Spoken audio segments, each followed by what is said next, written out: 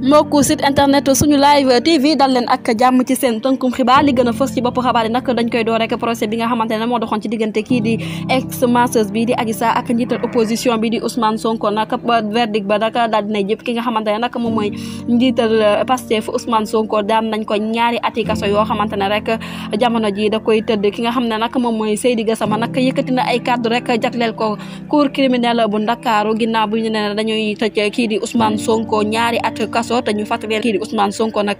candidat la ci élection présidentielle yi ñu dën ma mu nekk peine boo xamante ne nag peine 2 ans boo xamante ne nag lañ koy daal di tëjee ginnaaw bu ñu ne rek dafa gis ne day corrompre dafay def guerre jëmale ko ci ndaw ñi mu mel ni rek jamono ji kii di Ousmane Sonko lañ ko doon toppee moo di ab viol ak menace de mort waaye nag bañ yeggee ba ca cappaandaw ga rek loolu yëpp dara amul ci ba tax na nag ki nga xamante ne nag moom mooy Seydi Gassama yëkkati nag ay kàddu daal di koy déclaré fi nga xamante ne nag moom mooy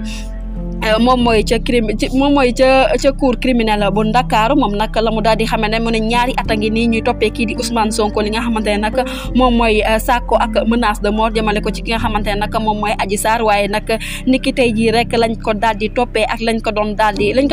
attee ak lañ ko doon toppee rek dafa mel ni yàlla ak mayaali ndax dañoo gis na rek dafa def ab guerre jëmale ko ci ndaw ñi waaye ki nga xamante ne nag moom mooy Seydi Gassama ma ngay ñaawlu bu baax anam bi ñi nga xamante ne nag Sénégal rek mu ngi koy daal di def rek ngir écarter kii di njiital opposition bi di Ousmane Sonko nee na nag mbir mu nu mel rek nekk na cas boo xamante ne yàgg na bii Sénégal depuis 2012 ba léegi rek gis na ni ñu ngi faral di def boobule mbir du ñàkk rek dinañ ci ñëwaat ci yeneen jotaay xibaar ngir toppal leen boobule mbir